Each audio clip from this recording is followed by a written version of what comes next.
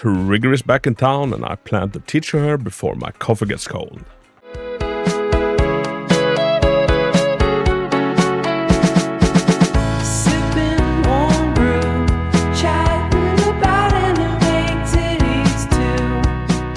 Hello everybody, welcome to the channel. My name is Hako. Trigger is soon again upon us, and allow me to teach her.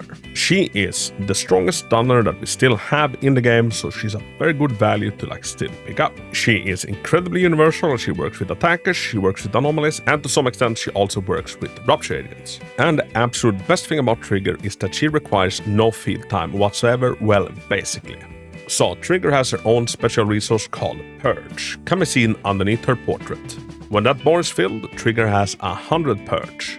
In order to fill this bar, we need to hold down the attack button, we enter a prone position, and Trigger will do some sniping shots. Every sniping shot that hits an enemy will give Trigger 25 Purge. So after we've done 4 shots, well, we're done.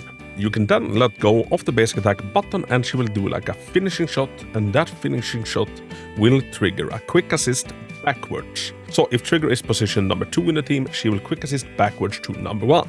With the full Purge bar, Trigger will happily follow up with shots off field whenever you hit an enemy with another character. Now Trigger's follow-up shots are called Harmonizing Shot, and they have a 3-second cooldown base kit. So once every 3 seconds, she will follow up with a basic attack shot. She also has another follow-up attack called Harmonizing Shot Tartarus.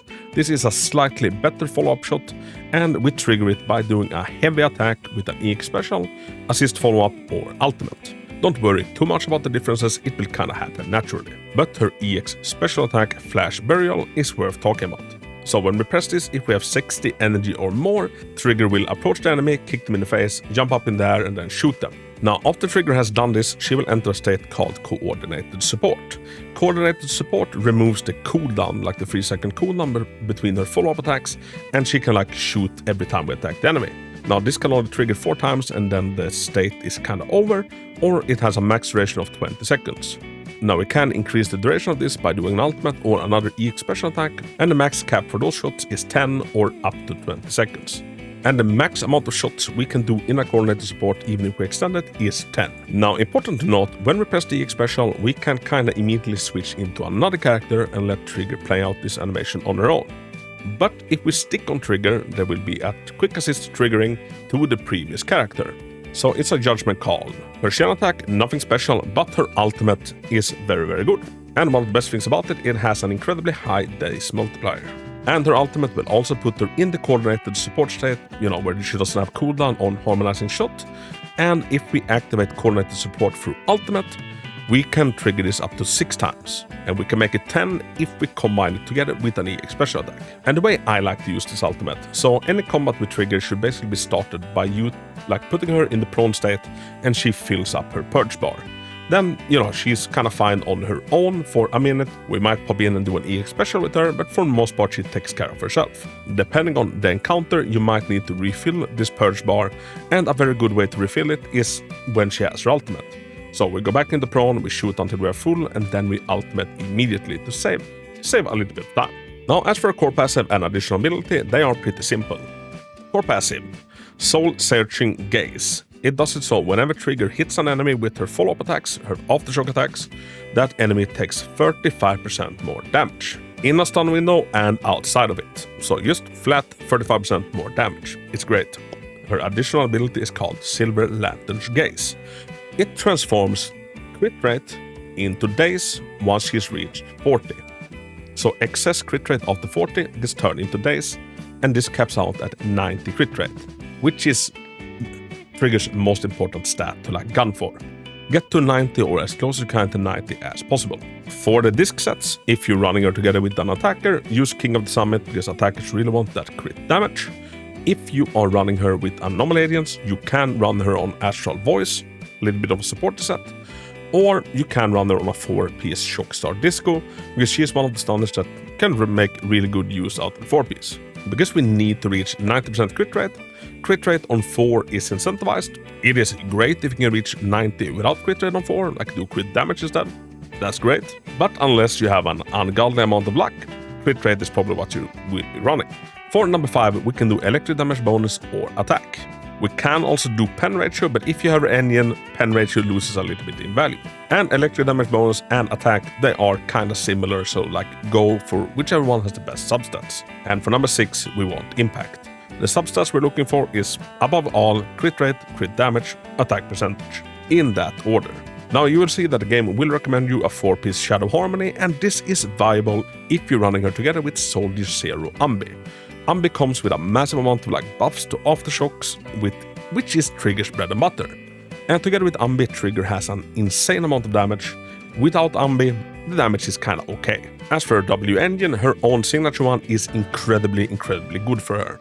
It shreds on enemy defense, it gives her a lot of crit rate, etc. It's just goddamn amazing. It's one of the best engines that they've released, and she does feel slightly lackluster without it. Her second best slot is ICA Teapot, and this is especially good if we're running her with Rupture Agents. Because they don't care about, shredding defense, because they already shred all defense. For an A rank, Box Cutter is not bad. You can also run her on Hellfire Gears. As for her Mindscapes, M1 is the really good one. Sharpen Senses, she increases the amount of damage an enemy takes by 35 base kit. This one makes it 55, which is insane. It also lowers the internal cooldown of like her follow-up shot to 2 seconds instead of 3. Insanely good as well. Also gives us 125 max purge instead of 100. And also increases the accumulation by 25%, so we still only need to shoot 4 times. And one insanely good, the other ones are kinda alright. Now Trigger is super simple to use. We start any combat that has Trigger in it. By using Trigger, we go prone, we shoot the enemy 4 times, we let go of the attack button, a quick assist will happen to the previous character, and then we just go to town. We field the Trigger from time to time to use her EX special attack, maybe do a defensive assist, and we make sure to plan her ultimates and her EX special kinda decently. They can be used for an increased amount of damage in a stun window, but you should rather use them to get to the stun window faster. So if an enemy is 95% about to be stunned, maybe hold off with the ultimate until the stun window is over and we just get to the next one faster. As for the teams, like I said, she is super flexible. You can slot her in with any attacker and just reap the benefits. And remember, in almost all cases you want her at the second position so she quick assists backwards into your main carry. Now she can be used to good extent with anomaly characters. The hard part can be getting her additional ability, which converts crit rate into days, to still be active. Her additional ability requires an attacker or an electric character. So with an anomaly like Yanagi, for example, she's just active right off the bat. But with some others, we have to jump through some hoops. So like we need someone to bridge the gap, and a good bridge gapper is Seth or Rina. But don't nerf yourself too hard. Sometimes running her without her additional ability is sufficient enough. For example, she is an excellent teammate to Yishuan even though her additional ability is not active. Yufufu is better, but Trigger can definitely work. So yeah, everybody, I think this is cold enough to drink now. That is Trigger, plain and simple. No need to overcomplicate it. Everybody, best of luck with your Trigger, and if you enjoyed the video, feel super free to leave a thumbs up, a comment, and maybe subscribe to the channel.